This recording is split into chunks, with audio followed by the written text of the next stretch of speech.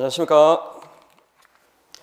예, 만나 뵙게 되어서 반갑습니다. 저는 임용 전공화학, 더 정확하게는 유기화학 과목을 담당하고 있는 박송훈이라고 합니다. 이렇게 설명회를 통해서 만나 뵙게 되어서 반갑습니다.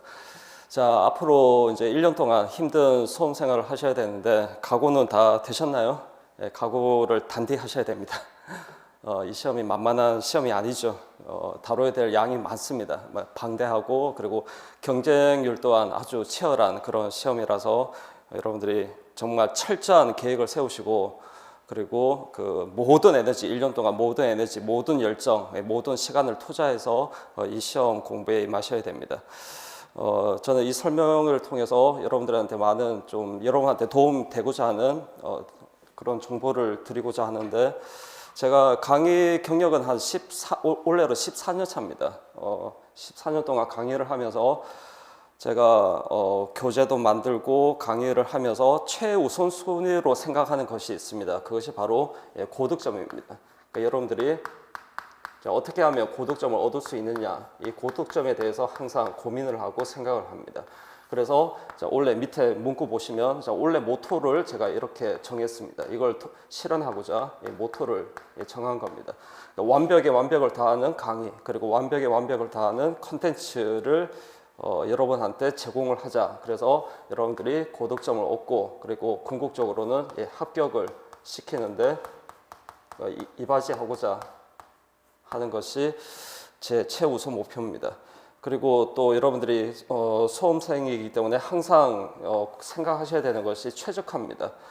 자, 어떻게 공부하는 것이 시간 대비 효율 면에서 봤을 때 그 시간 대비 효율을 극대화시킬 수 있는 공부 방법이고 강의가 되는지를 항상 생각을 하셔야 되기 때문에 저도 이걸 항상 생각하면서 시간 대비 효율을 극대화시킬 수 있는 그런 수업이 될 수 있도록 모든 준비를 하고자 합니다.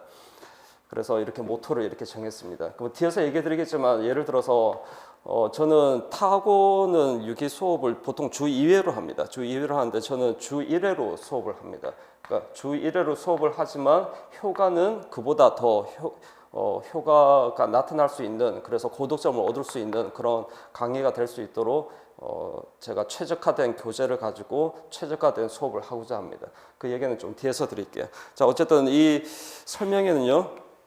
설명회에서 제가 한 1시간 정도 할 겁니다. 1시간 정도 진행할 텐데 이 설명회를 통해서 여러분들한테 전달하고자 하는 내용은 그러니까 이 시험이 과연 어떤 시험이고 그래서 어떤 전략으로 어떤 방법으로 공부 방법으로 공부를 해야 되는지 그런 정보를 주고자 이런 내용들을 다룰 겁니다.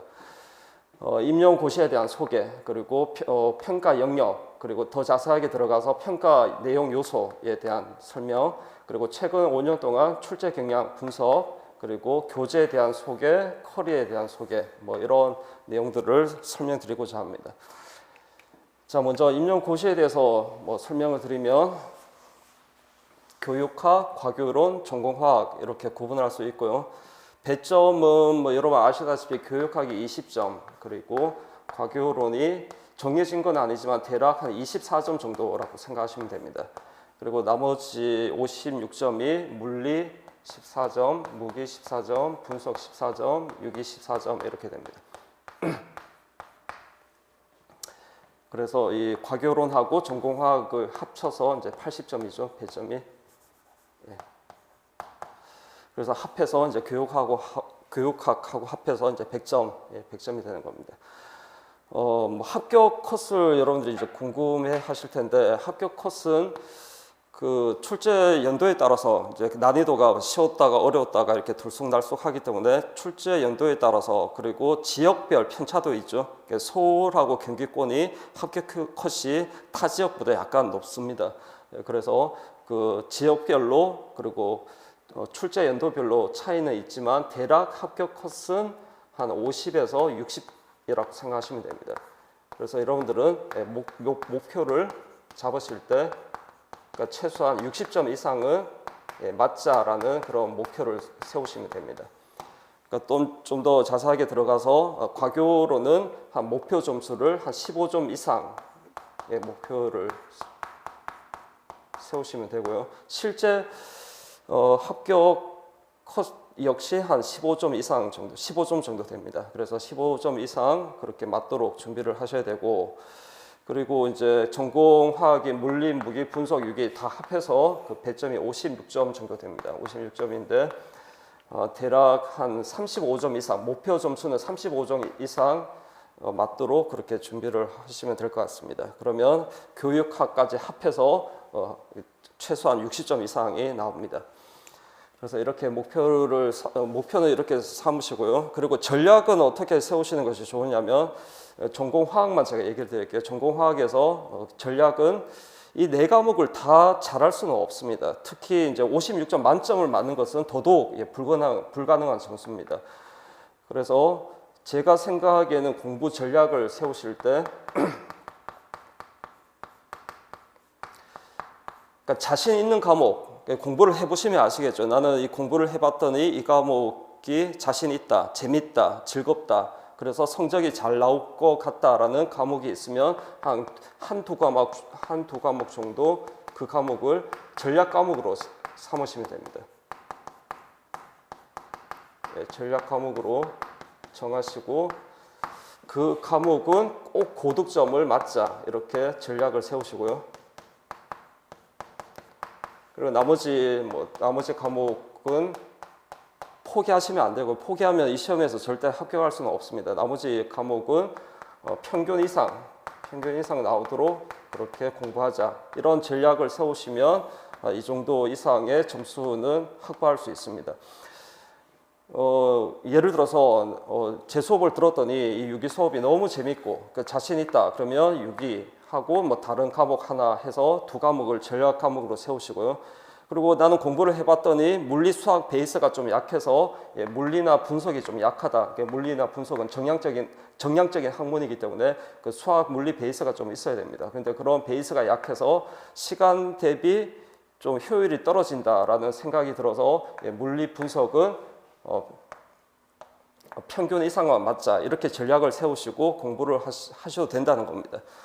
그 유기 같은 경우는 뒤에서 얘기 드리겠지만 배점이 좀 원래 좀 높아졌습니다. 14점이 아니라 17점이 배점입니다. 그래서 예를 들어서 유기를 17점을 맞았고 전략 과목으로 삼아서 17점이 나왔고, 그러면 나머지 과목에서는 대략 한 20점 정도 나오면 이게 목표 점수가 나오겠죠. 그렇게 해서 네 과목을 다 잘할 수는 없기 때문에 제 생각에는 전략을 세우실 때 자신 있는 과목 한 두 과목 정도를 전략 과목으로 삼고 그 과목에 확실히 고득점을 얻고 나머지는 평균 이상 나오도록 그렇게 준비하자, 이런 전략을 세우시는 것이 좋을 것 같습니다. 자, 이 정도로 하고요. 그리고 이제 더 자세하게 봐야 될 부분이 이제 전공화학이죠. 물리, 무기, 분석, 유기. 자, 이런 네 과목이 여러분 아시다시피 뭐 크게는 화학이라는 큰 범주 안에 들어가는 과목들이지만 각기 다른 관점, 다른 시각으로 발전해 온 그런 학문입니다. 그래서 좀 색깔이 다르죠. 물론 공통 분모가 있습니다. 공통 분모가 있고 겹쳐지는 부분이 있습니다. 뭐 예를 들어서 여기 보시면 이게 출제 영역을 제가 나열한 겁니다. 출제 영역에서 보시면 여기 물질의 구조, 그리고 분자 구조, 그리고 구조와 결합, 그리고 또 여기 산염기, 여기도 산염기, 여기도 산염기가 있죠.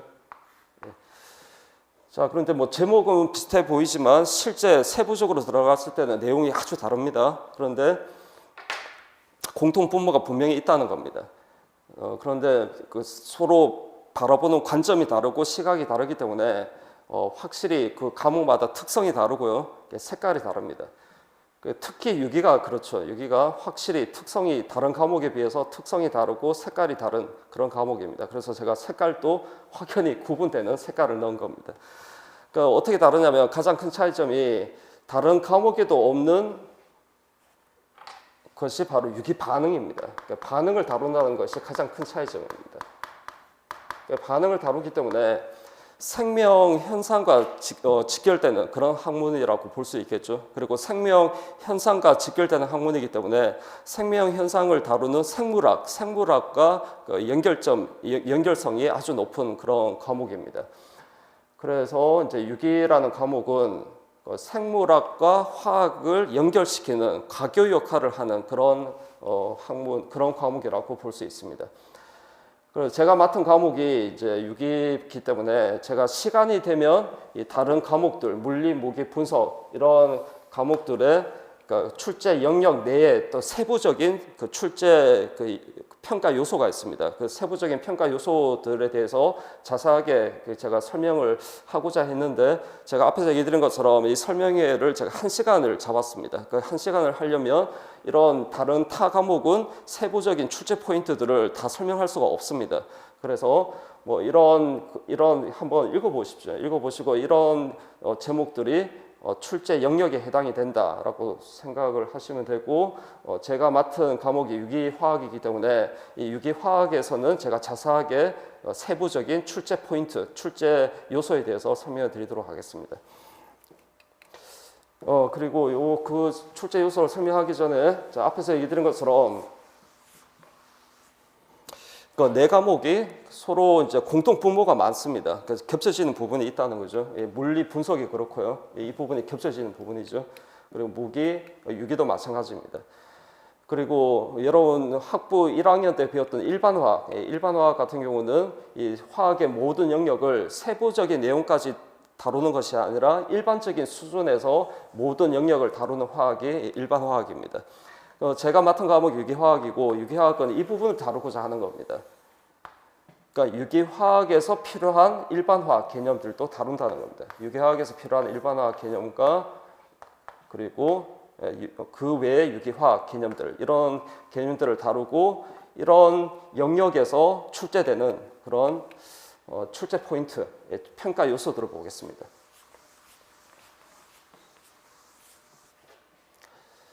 자, 유기화학은 크게 이제 반응이 아닌 부분과 반응인 부분으로 나눌 수 있습니다. 물론 또 여기서 분광학이 또 있습니다. 그러니까 매년 한 문제 출제되는 유기분석, 분광학이 있는데 일단 분광학은 논외로 하고요. 그러니까 분광학을 제외하면 유기화학은 반응이 아닌 부분과 반응인 부분 이렇게 나눌 수 있고요.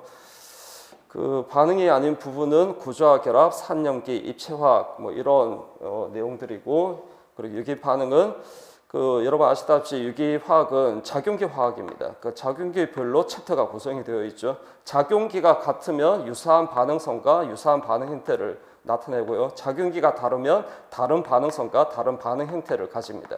그래서 어떤 작용기는 특정한 반응성을 가지고 있고 반응 형태를 가지고 있겠죠.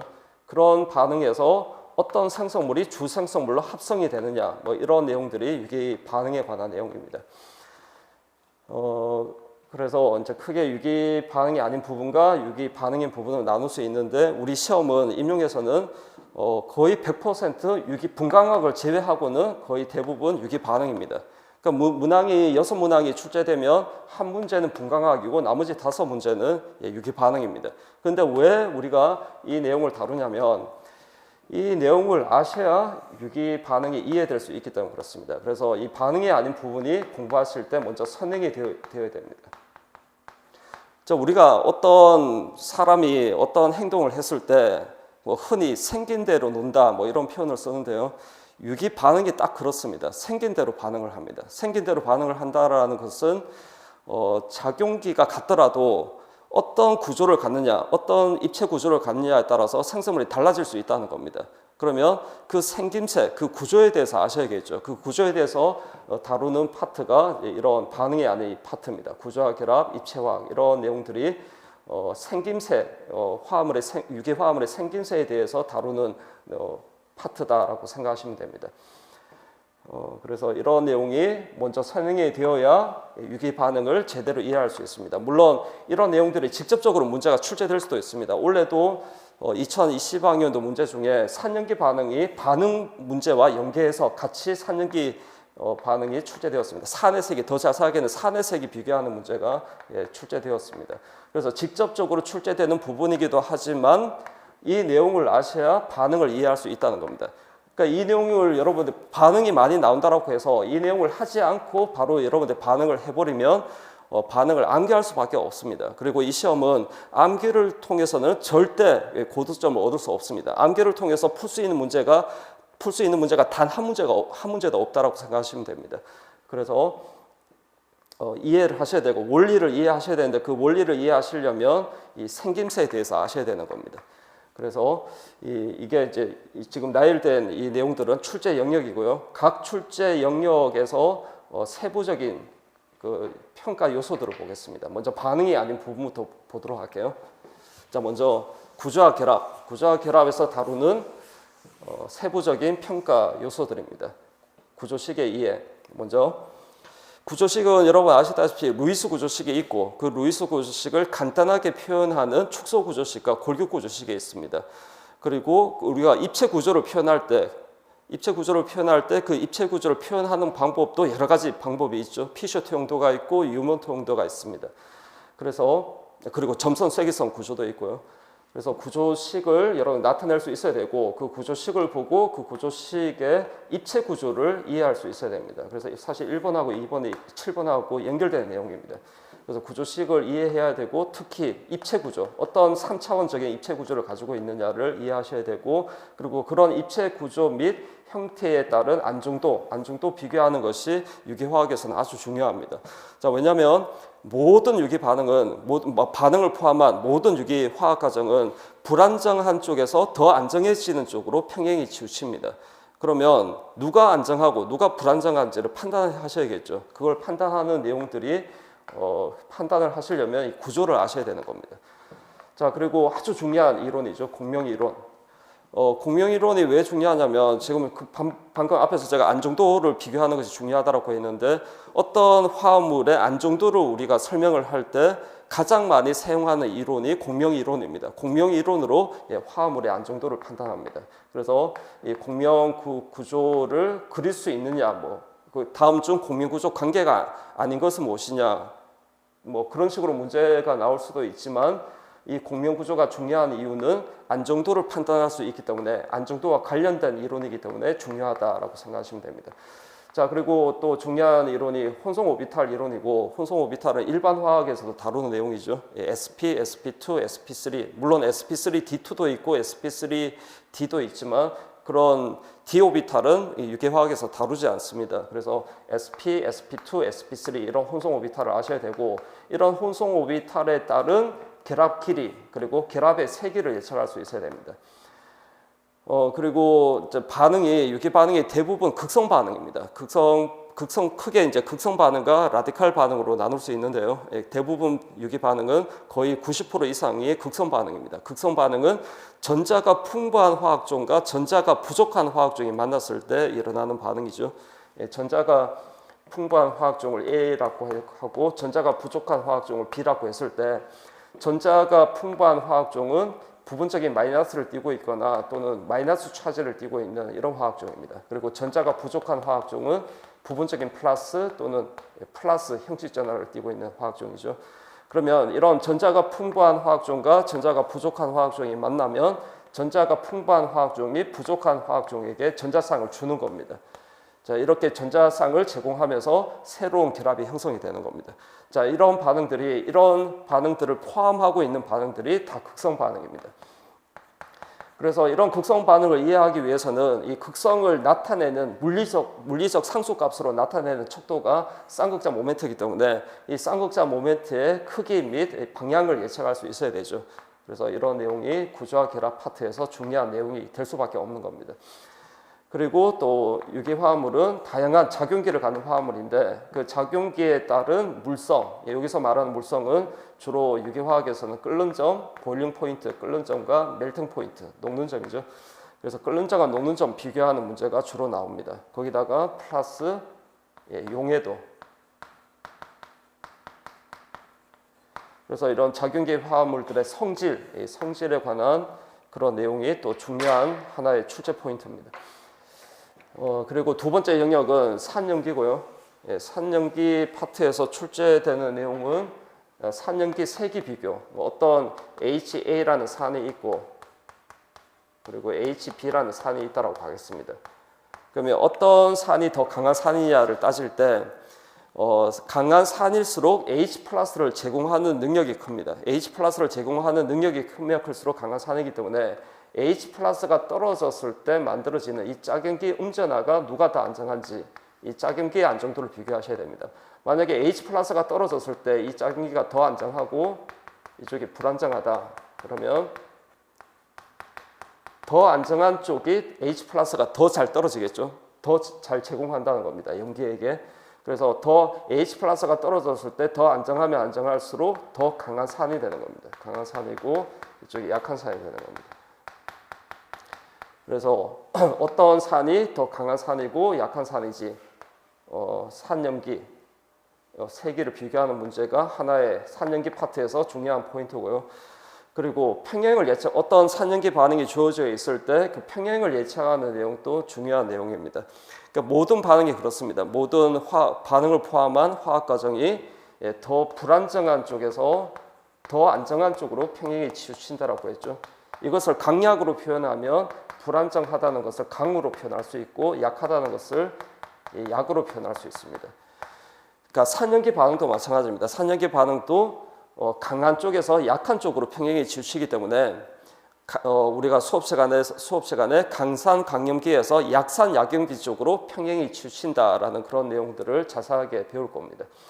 그래서 이런 내용들이 산염기 파트에서 중요한 출제 포인트고요. 그리고 세 번째 출제 영역이 입체화학입니다. 아주 중요합니다. 입체화학은 유기화학에서 반응과 연계해서 또 출제되는 부분이기도 하기 때문에 입체화학을 아는 것이 아주 중요합니다. 그러니까 입체화학 파트에서 출제되는 출제자가 묻고자 하는 내용들은 딱 이렇게 정해져 있습니다. 먼저 첫 번째는 어떤 A라는 화합물이 주어져 있을 때 그 화합물이 카이랄성이냐 비카이랄성이냐를 판단하는 그런 내용. 그리고 어떤 A라는 화합물이 카이랄 중심이 있을 때 그 카이랄 중심의 절대 비열이 R 비열을 갖는지 S 비열을 갖는지 이 입체 비열을 판단하는 그런 문제.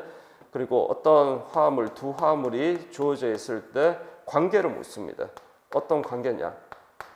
그러니까 이성질체는 크게 구조 이성질체가 있고 입체 이성체가 있죠. 그리고 입체 이성체는 또 고울상 이성체와 고울상 이성질체가 아닌 부분 입체 이성체로 나눌 수 있습니다. 그래서 여러 이성질체 중에 어떤 이성질체 관계인지 그 관계를 묻는 문제가 또 하나의 중요한 출제 포인트입니다. 그리고 어떤 A라는 화합물이 주어져 있을 때 이 화합물이 가질 수 있는 또는 가능한 입체 이성체의 개수가 몇 개냐 이런 문제도 출제 포인트고요. 그리고 이성질체 성질입니다. 어떤 물리 화학적 성질을 갖느냐. 예를 들어서 이 둘 간의 관계가 고울상 이성질체 관계라면 이넨시오모 약자입니다. 고울상 이성질체 관계라면 두 고울상 이성질체는 모든 물리적 성질, 모든 화학적 성질이 동일합니다. 그래서 끓는 점도 동일하고 녹는 점도 동일하고 기타 다른 P계 A 값까지 다 동일합니다. 그래서 이런 이성질체 성질에 관한 이해도 중요한 내용입니다. 자, 이런 내용들이 1, 2, 3으로 표현했는데 자, 이런 출제 영역이 앞에서 설명드렸던 반응이 아닌 그런 영역이라고 보시면 되고요. 나머지가 유기 반응입니다.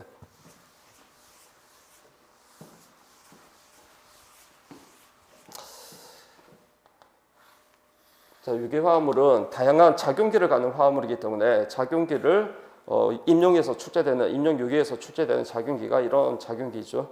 알케인, 알켄, 알카인, 할로젠, 알킬, 알콜, 페놀, 에터, 방향조 화합물, 카본을기 화합물. 카본을기 화합물은 또 여러 카본을기 화합물로 분류할 수 있죠. 케톤, 알데하이드, 카복시산, 그리고 카복시산 유도체들, 아마이드, 에스터, 산무수물 이런 화합물이죠. 그래서 다양한 카본을기 화합물 그리고 아민 이렇게 크게 이렇게 나눌 수 있고요.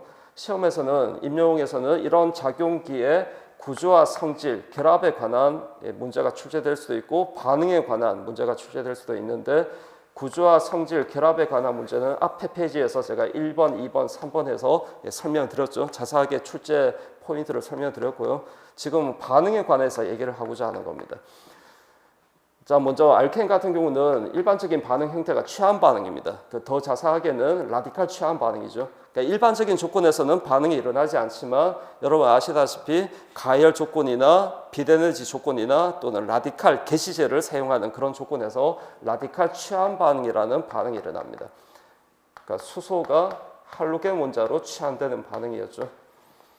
자, 그리고 알켄, 알카인 경우는 이 두 작용기가 전자적으로 유사한 작용기입니다. 전자적으로 유사하다라는 것은 알켄은 탄소-탄소 이중결합, 알카인은 탄소-탄소 삼중결합을 가지고 있는데 둘 다 파이 결합을 가지고 있죠. 알켄은 약한 파이 결합이 하나고요. 알카인은 약한 파이 결합이 두 개입니다. 그래서 이 알켄과 알카인은 이런 약한 파이 결합이 끊어지면서 다양한 시약들이 첨가되는 반응이 일반적인 반응 형태입니다.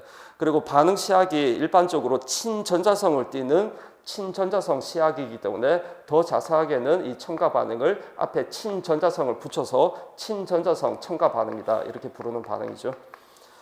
뭐 다 자세하게는 수업 시간에 다 다룰 겁니다. 간단하게만 이렇게 짚고 넘어가는 겁니다. 자, 그 다음에 할로제는 알켈 간단하게 RX라고 이렇게 쓰죠.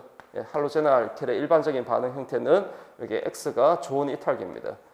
그래서 전자가 풍부한 화학종을 만났을 때 그 전자가 풍부한 화학종이 친액체로 작용하면 친액성 취한 반응, 약자로 SN이라고 표현하죠. SN 반응은 SN2가 있고 SN1이 있습니다. 그리고 elimination, 제거 반응이 있고요. 제거 반응은 전자가 풍부한 화학종이 염기로 작용해서 그 공격 대상이 베타 수소면 HX가 제거되는 제거 반응이 일어납니다. 그 제거 반응 역시 메커니즘이 E2가 있고 E1이 있습니다. 그래서 이런 반응에 관한 내용들이 다양한 문제 형태로 출제가 되겠죠. 자, 그리고 알코올, 페놀, 에터. 자, 이런 작용기 역시 할로젠 알킬처럼 SN 반응과 E 반응입니다.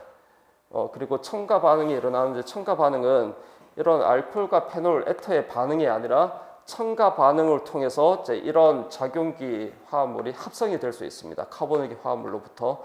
그래서 제가 첨가 반응도 넣은 겁니다.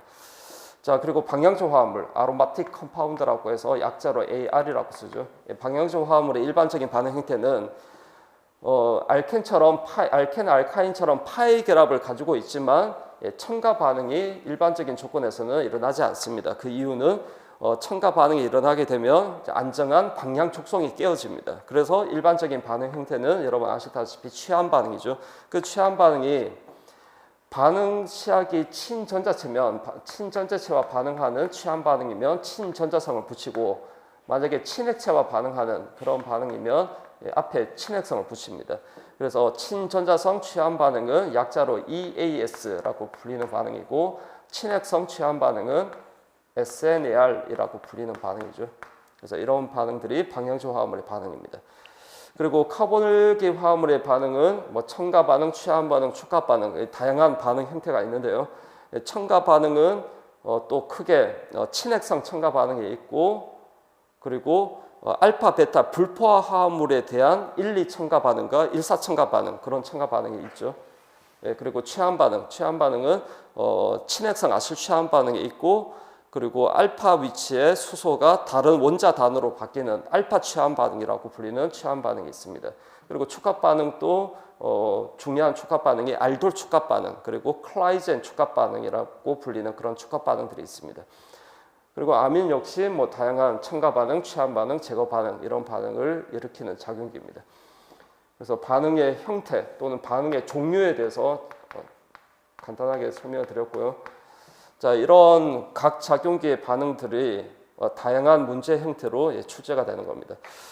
그리고 뒤에서 제가 최근 출제 경향 분석에서 얘기 드리겠지만 골고루 출제된다라고 보시면 되는데 특히 많이 출제되는 비중이 높은 작용기가 방향조 화합물과 카보닐기 화합물입니다. 특히 주의하셔야 됩니다. 최근에 많이 출제되고 있는 그런 작용기 화합물입니다. 뒤에서 제가 얘기해 드릴게요. 특히 방향조 화합물과 카보닐기 화합물의 반응은 특히 중요하다 이렇게 알아두시면 됩니다. 그리고 이런 반응들이 여러 이제 반응들이 있는데 이런 반응들이 어떤 이 반응들을 통해서 출제자들이 묻고자 하는 내용들이 무엇이냐를 설명해 드릴게요.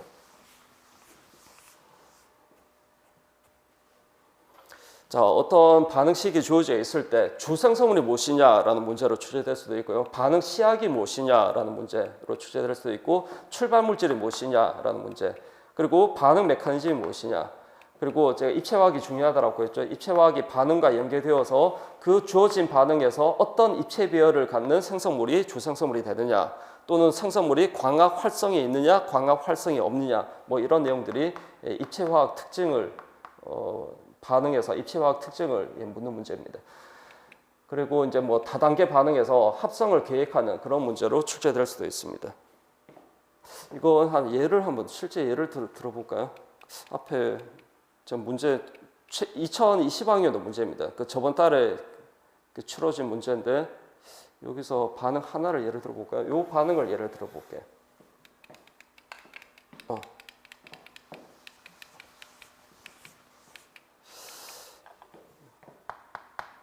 자, 이런 알켄이었죠. 자, 이런 알켄에 첫 번째 NBS를 사용해서 N-브로모 숙신이마이드를 비대에너지 조건에서 반응을 진행시키면 알릴 자리 수소가 브롬으로 취환이 됩니다. 그런 다음에 터드 뷰톡사이드를 사용해서 E2 반응을 진행시키면 이런 알켄이 만들어집니다. 그리고 각 단계별로 보시면 첫 번째 단계에서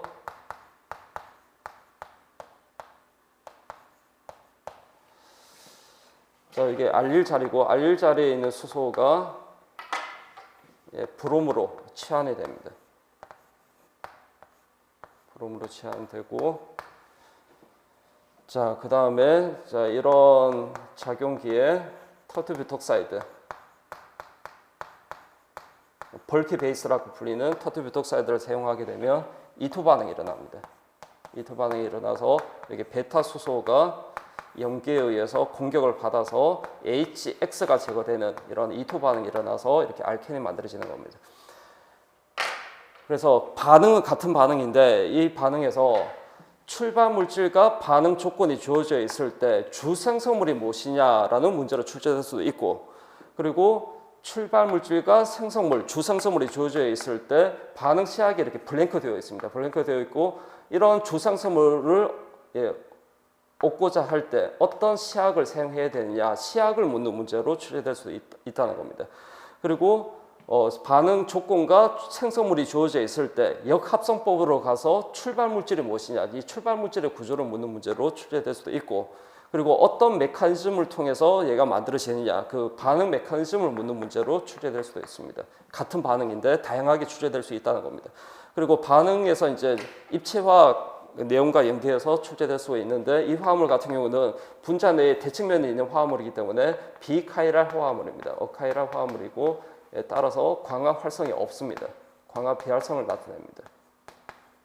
그래서 고유 광 해전도 값이 제로가 되죠. 그러니까 이런 입체화학에 관한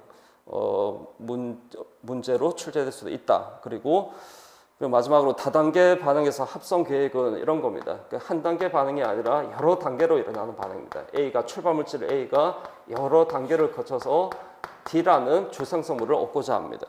그러면 어떤 합성 계획을 세워야 이런 주생성물이 얻어지느냐? 예를 들어서 A가 시약 1이라는 시약을 사용했을 때 B가 만들어지고, 그리고 시약 2라는 시약을 사용했을 때 C가 만들어지고, 그리고 시약 3을 사용했을 때 D가 만들어진다. 그러면 이 반응은 총 3단계로 일어나는 반응이 되겠죠. 그래서 이런 다단계 반응에서 중간 생성물 B, C가 무엇이냐라는 문제로 출제될 수도 있고, 그리고 중간 생성물은 주어져 있는데 이런 중간 생성물을 만들기 위해서 필요한 반응 시약이 무엇이냐, 반응 시약을 묻는 문제로 출제될 수가 있는 겁니다. 그래서 다양하게 이제 반응 문제가 다양하게 출제될 수 있다, 이렇게 보시면 되고요. 자, 이렇게 출제 포인트를 얘기를 드렸는데요. 자, 시험이 여러 시험이 있습니다. 유기화학이 출제되는 시험이 이제 미디트, 피트, 그리고 편입, 의치대 편입, 변리사, 그리고 임용, 이렇게 여러 시험이 있는데요. 그러니까 모든 시험이 다루는 유기 개념은 그렇게 다르지 않습니다. 대동소이합니다. 그러니까 피트 유기화학이 따로 있고 임용 유기화학이 따로 있다, 그게 아니란 겁니다. 그래서 다루는 유기 개념은 거의 비슷하지만 뭐가 가장 큰 차이점이 있냐면 출제되는 출제 형식이 다르다. 그러니까 어떻게 다르냐면 여러분 아시다시피 그 임용화학은 뭐 다른 건 사실 볼 필요는 없습니다. 미디트, 피트는 객관식이고요. 그리고 편입은 객관식이 대부분 출제되는데 주관식으로 일부 출제되는 학교도 있습니다. 그리고 변리사는 주관식, 그리고 임용이 이거 임용부터 이제 자세하게 얘기해 드리면 그 예전에는 2007년도까지 1996년도부터 2007년도까지는 주관식으로 출제되다가 2008년도부터 13년도까지는 객관식으로 바뀌었죠. 그러다가 2014학년부터 현재까지는 주관식으로 출제되고 있는데 기입형과 소술형으로 출제가 됩니다. 근데 원래 약간 바뀌었죠. 2010 그러니까 기입형이 주로 감소했고요. 기입형이 감소했고 소술형이 증가했습니다. 이거 뭐 자세하게 이게 문항수는 암기할 필요는 없는데요. 2019학년도 전공 A 같은 경우는 기입형이 8문항, 소술형이 6문항이었는데 2020학년도에는 기입형이 18문항에서 4문항으로 줄었고요. 소술형이 6문항에서 8문항으로 증가했습니다. 그리고 전공 B 같은 경우는 기입형은 아예 없고요. 소술형만 있었죠. 소술형 8문항, 여기에 논술형 1문항도 포함되어 있습니다. 자, 그런데 이런 소술형, 논술형이 9문항으로 바뀌었고요. 기입형이 0문항에서 2문항으로 증가했습니다. 그리고 논술형은 완전히 없어졌습니다. 그러니까 소술형 문제가 이렇게 늘어난 겁니다. 그래서 이 문항수는 암기할 필요는 없지만 이렇게 알아두시면 됩니다. 기입형이 감소했고 소술형이 증가했다. 이렇게 보시면 될 것 같습니다. 그리고 모든 시험이 다루는 유기 개념은 대동소이한데 문제 형식이 다르다는 것을 실제 기출문제를 예를 들어서 설명드릴게요. 자, 원래 기출문제입니다. 2020학년도 문제고요. 자, 이런 다단계 반응에서 주어진 반응식이 다단계 반응이죠. 다단계 반응에서 중간 주생성물 BC가 무엇이냐, 그러니까 BC 그리고 D까지, BC, D까지 구조식을 그리시오라고 했죠. 그리고 D에서 E로 바뀌는데 이 과정에서 다리 걸친 고리가 생성되는 단계의 메커니즘을 제시하라. 이런 문제가 출제되었습니다. 뭐 자세하게 반응을 다루지는 않겠습니다. 자세한 이 반응은 수업 시간에 다룰 텐데 간단히 설명드리면 첫 번째 반응이 혼합 클라이젠 축과 반응입니다. 혼합 클라이젠 축과 반응이 일어나고 그 다음에 이 화합물이 알파 베타 불포 화합물이죠. 알파 베타 불포 화합물과 반응해서 일사첨가 반응이 일어납니다. 그 다음에 요쪽고 가열 산성 수용기에서 가열하게 되면 탈카르복시라라고 불리는 반응이 일어납니다. 그래서 D가 만들어지고 그 다음에 이제 마지막 반응이 분자 내에서 일어나는 알돌 축합 반응입니다. 탈수 단계까지 포함해서 알돌 축합 반응이 일어나면 이런 알켄이 만들어집니다. 그래서 이런 반응에서 중간 생성물 B, C, D가 무엇이고 D에서 E로 바뀌는 그 메커니즘이 무엇이냐 이런 문제가 출제되었는데 여기서 다루는 반응은 똑같습니다. 다루는 반응은 차이가 없는데 문제 타입이 임용은 이렇게 주관식 문제로 출제가 되고요. 만약에 이렇게 반응은 동일한 반응식이 있는데 여기서 중간 생성물 B, C, D가 무엇이냐 그것을 보기에서 찾아라. 1, 2, 3, 4, 5 보기에서 찾아라. 그러면 그것은 미디트, 피트 시험 문제 타입이 되는 겁니다.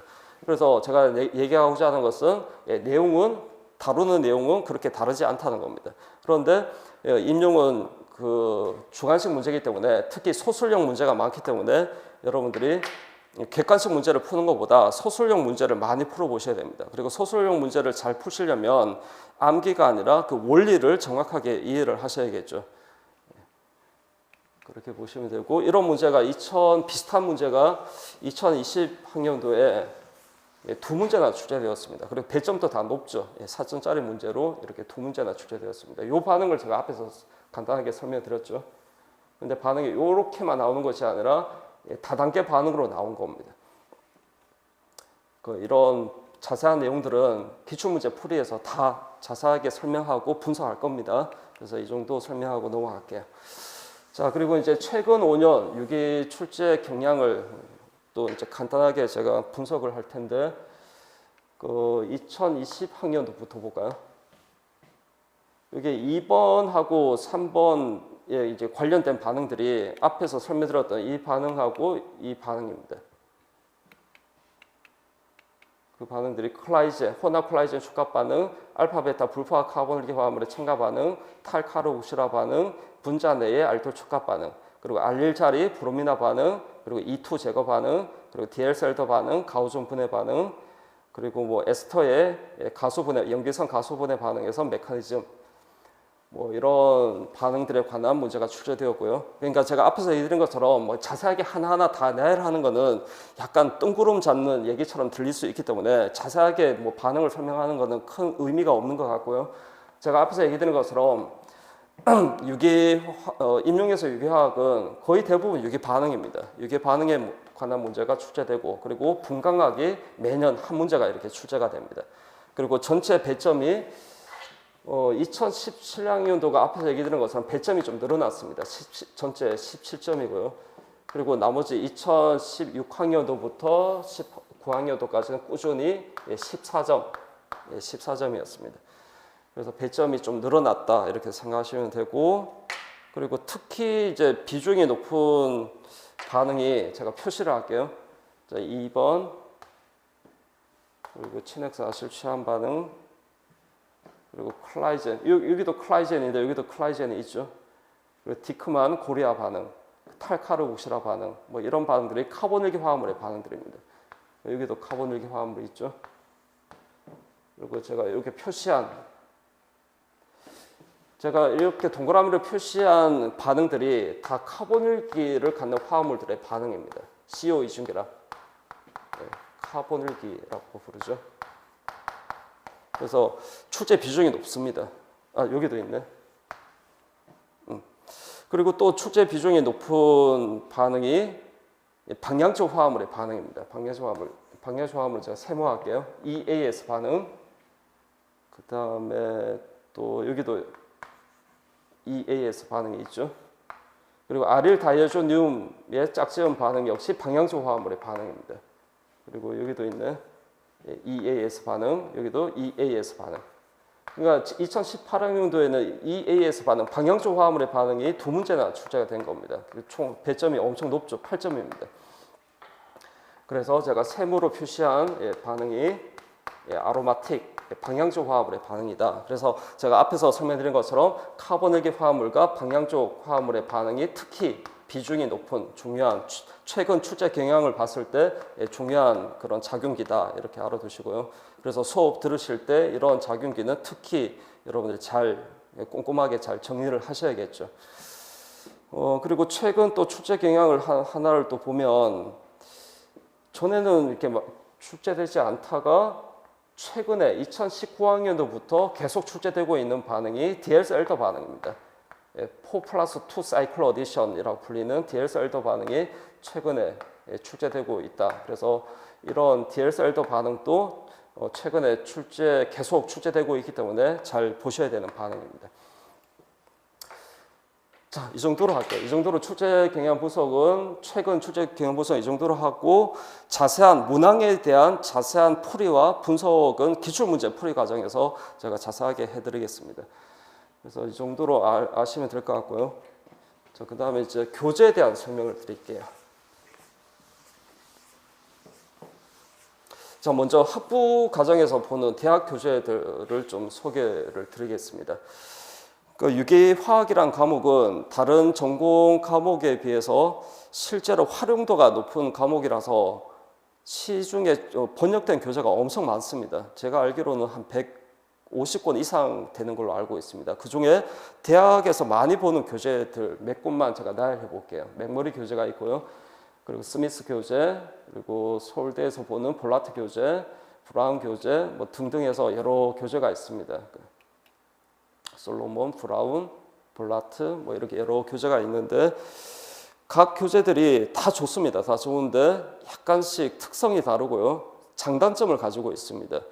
뭐 각각의 교재들의 장단점을 일일이 나열하는 거는 제가 하지 않겠습니다. 그거는 별 의미가 없는 것 같고요. 예를 들어서 뭐 어떤 A라는 교재는 내용은 빈약하다. 내용이 빈약하다는 단점은 있는 반면에 좀 설명이 풍부하다. 그림 설명도 많고 텍스트 설명도 풍부하다. 그래서 개념을 이해하기가 쉽다. 이런 교재가 있는 반면에 어떤 교재는 내용은 많습니다. 빈틈이 없습니다. 그런데 그 내용을 설명을 하는 것이 너무 부족하고 애매모호하고 뭐 이런 교재들이 있다는 겁니다. 그래서 이제 장단점들이 있는데 뭐 어떤 교재를 추천해달라 이런 분이 있는데 다 좋습니다. 그래서 여러분들이 대학 교재를 구입하실 분이 있으면 큰 서점 가서 그림 위주로 보시면 됩니다. 그 설명들이 대부분 그림에 대한 설명이기 때문에 그림이 눈에 잘 들어오는 그런 교재를 선택하면 좋을 것 같습니다. 그렇게 하시면 되고, 그런데 이런 교재들이 시험 대비용으로는 적합하지가 않겠죠. 가장 큰 이유가 어떤 교재에는 있는데 어떤 교재에는 없는 내용이 있습니다. 근데 그 없는 내용이 만약 이 교재를 봤는데 이 교재에 없는 내용이 출제될 수가 있다는 겁니다. 그래서 대학 교재를 보려면 여러 교재를 봐야 되는데 또 강조하지만 시간 대비 효율 면에서 봤을 때는 이런 부피가 큰 이런 교재들을 여러 권 볼 수가 없잖아요. 그래서 최적화된 교재가 필요하고 그 최적화된 교재를 제가 만든 겁니다. 그 교재가 이제 알보아 유기학이고요. 여기서 알보아라는 뜻은 알면 알수록, 보면 볼수록, 하면 할수록 재미있는 유기학이라는 뜻입니다. 어떤 학생이 이렇게 추천해서 이렇게 제목을 이렇게 달았습니다. 자, 이 교재에 시험에 필요한 앞에서 소개드렸던 이런 대학 교재에 있는 내용 중에 시험에 출제될 수 있는 개념들이 모두 빠짐없이 이 교재에 다 넣었습니다. 그러니까 넣으면서 여러분들이 체계적으로 정리할 수 있게끔 짜임새 있게 내용을 구성하도록 노력을 했습니다. 그래서 그리고 이제 또 부피가 너무 많으면 여러분들이 불편하기 때문에 부피를 최소화시키기 위해서 내용을 상당히 압축시킨 내용들이 많습니다. 그래서 페이지가 이 대학 교재들은 다 1000페이지 이상 되는데요. 이런 내용들이 시험에 필요한 내용들이 다 포함되어 있는데도 불구하고 페이지는 240페이지 정도밖에 되지 않습니다. 자, 그만큼 내용이 알차게 구성되어 있다 이렇게 보시면 될 것 같습니다. 그리고 제가 기출을 면밀하게 분석을 했습니다. 면밀히 분석하면서 이런 대학 교재, 학부 교재에서 벗어나는 개념들도 출제가 되더라고요. 그래서 제가 다른 원서들도 참고를 하고요. 그리고 대학원에서 보는 어드밴스드 교재들 교재도 참고하고, 그리고 최근 뭐 각종 원서들이 아니라 각종 논문들도 최근 논문들도 제가 참고를 했습니다. 그래서 뭐 이런 내용들을 참고하면서 시험에 출제될 수 있는 개념이나 반응들이 있으면 제가 이 교재에 다 넣었습니다. 그래서 이 교재를 반복적으로 보시면서 내용 정리를 하시면 충분히 시험 대비가 될 겁니다. 그리고 여러분들이 하셔야 되는 것은 물론 제가 수업 시간에 이제 보충하는 내용들이 있거든요. 그 보충하는 내용까지 이 교재에 단권화 작업을 해서 한 권에 모든 것을 집중을 시켜야 됩니다. 그래서 단권화 작업을 꼭 하시고요. 그리고 단권화된 내용을 유기는 타 과목에 비해서 좀 휘발성이 높은 과목이라고 그렇게 얘기를 많이 하죠. 그래서 계속해서 반복해서 보셔야 됩니다. 반복을 하셔야 됩니다. 반복하면서 마인드 매핑까지 같이 하셔야 됩니다. 그렇게 여러 번 반복을 하셔야 그 교재에 있는 내용들이 온전히 여러분 지식이 될 수 있고, 그리고 시험장에서 그 지식들을 100% 활용할 수 있는 겁니다. 그래야 이제 고득점을 얻을 수 있겠죠. 그래서 단권화 작업을 하시고 계속적인 반복 학습을 하시면 됩니다. 자, 교재에 대한 설명은 이 정도로 하고요. 이제 커리에 대한 설명을 드릴게요. 1년 커리입니다. 자, 먼저 이론을 정리를 하셔야겠죠. 그래서 1월부터 5월까지 이론을 정리하는 과정입니다. 통합 과정이기 때문에 기본, 심화, 모든 시험에 필요한 모든 내용들을 빠짐없이 다 다룰 겁니다. 이 교재를 가지고 수업을 할 겁니다. 자, 그리고 이걸 제가 좀 나눴는데요. 1월부터 5월까지 진행을 하는데 1, 2월은 반응이 아닌 부분입니다. 그러니까 구조화 결합해서 입체화까지 내용을 다룰 겁니다. 이 교재에서는 1장에서 6장까지 다룬다 이렇게 생각하시면 되고요. 그리고 7장부터 이 교재가 16장까지 구성되어 있습니다. 그래서 16장까지가 다양한 작용기 화합물의 반응을 주로 다룹니다. 그래서 1, 2월은 반응이 아닌 부분을 다루고 3, 4, 5는 반응인 부분을 다룬다 이렇게 생각하시면 됩니다.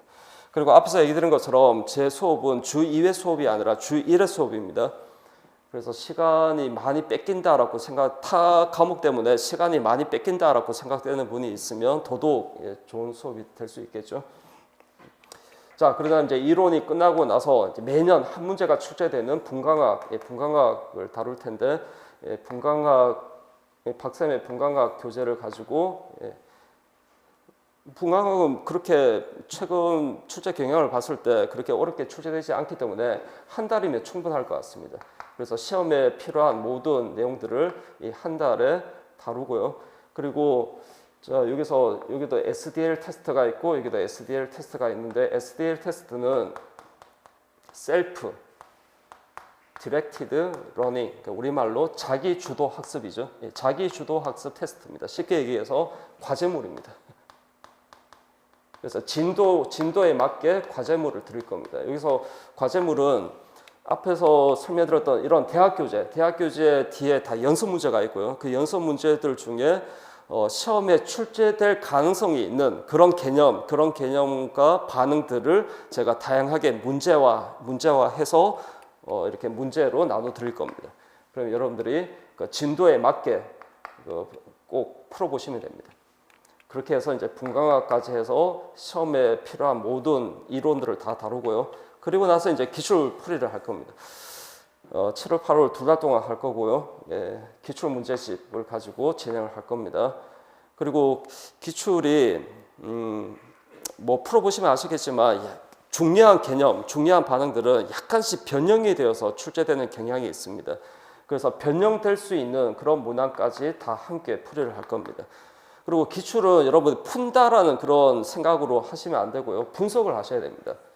철저하게 분석해서 변형될 수 있는 문항까지 다 여러분들이 정리를 하셔야 됩니다. 그래서 이런 내용들을 2달 동안 진행한다라고 생각하시면 되고, 그리고 이제 9월, 10월은 실전 문풀이입니다. 그러니까 실제 기출 문제와 난이도도 비슷하고요. 문제 타입도 비슷하게 그렇게 문제를 만들었습니다.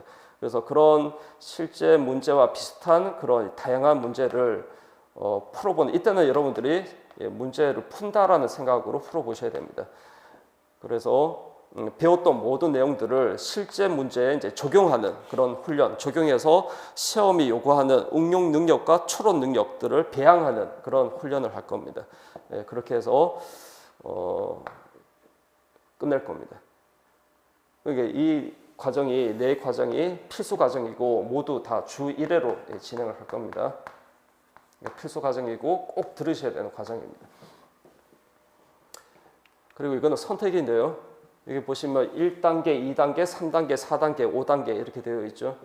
자, 기초 특강을 할 겁니다. 그래서 기초 특강은 0단계고요.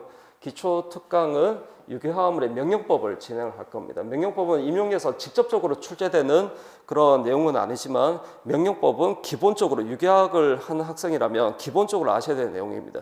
그리고 이 명령법은 직접적으로 출제되지는 않지만 명령법을 몰라서 문제를 틀릴 수도 있는 그런 문제들이 있습니다. 그래서 명령법은 기본적으로 아셔야 되기 때문에 이 기초 특강에서 이 명령법을 진행을 할 겁니다.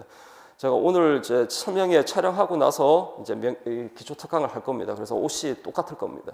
그래서 이 선생님 맨날 똑같은 옷 입나 이렇게 생각하지 마십시오.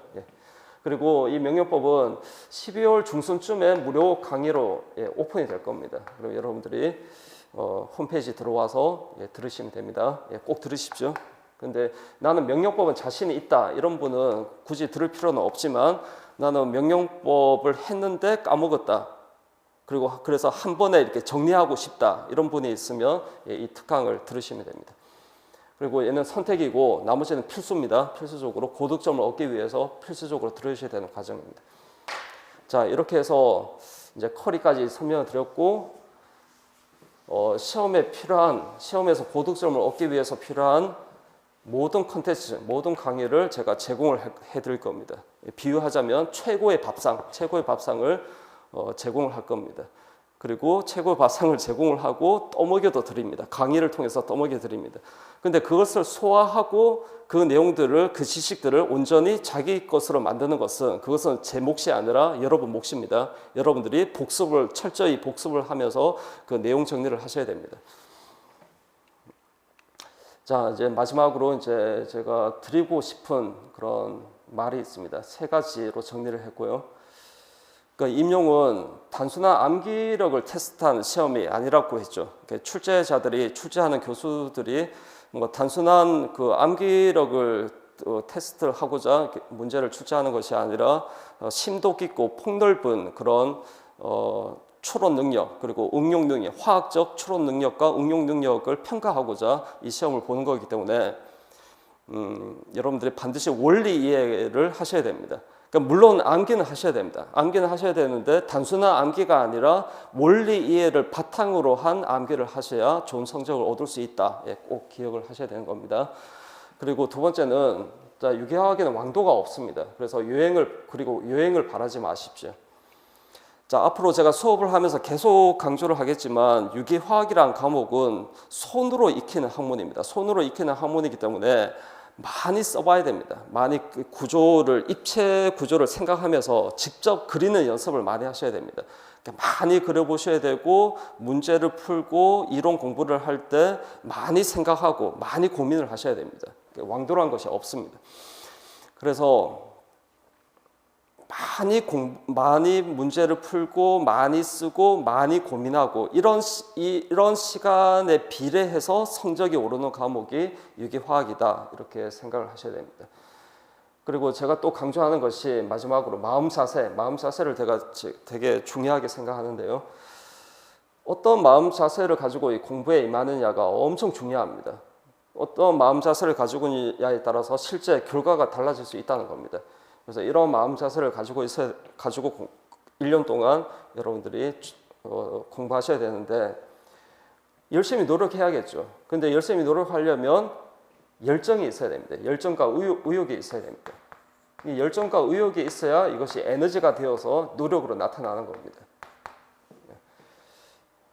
그리고 긍정적인 마인드가 있어야 됩니다. 긍정의 힘을 믿으셔야 됩니다.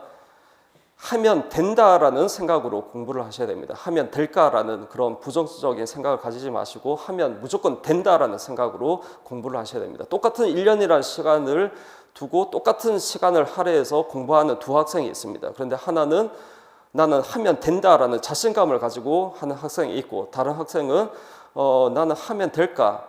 초조한 마음으로, 불안한 마음으로 공부하는 학생이 있습니다. 그러면 누가 더 결과가 좋게 나오겠습니까? 초반기에는 그렇게 차이가 없습니다. 두 학생이 초반기에는 차이가 없지만 뒤에 가서 긍정적인 생각을 가지는 학생이 뒤에 가서 성적이 크게 오릅니다. 그래서 긍정의 힘을 믿으시고 하면 된다라는 생각으로 시험 공부를 하셔야 됩니다. 그리고 마지막으로 절박한 심정도 가지고 있어야 됩니다. 그러니까 비유하자면 그 밑을 내려다 봤을 때 끝도 보이지 않는 이 절벽에서 줄 하나를 잡고 있는 이런 심정을 가지고 목을 매는 같은 그런 것 같은데 줄을 잡아야 됩니다. 줄 하나를 이거 아니면 안 돼라는 그런 생각으로, 그런 절박한 심정으로 1년 동안 정말 모든 에너지, 모든 열정을 투자해서 공부를 하셔야 됩니다. 그러니까 이런 마음 자세만 가지고 계셔도 이미 여러분 원하는 결과에 한 걸음 다가섰다, 이렇게 생각하셔도 무방할 것 같습니다. 1년 동안 아주 힘든 시간이 될 텐데 조금이나마 제가 조력자가 될 수 있도록 저도 최선의 노력을 다하겠습니다. 자, 제가 준비한 설명회는 여기까지고요. 기회가 되면 본 수업에서 파이팅 넘치는 모습으로 뵙도록 하겠습니다. 감사합니다.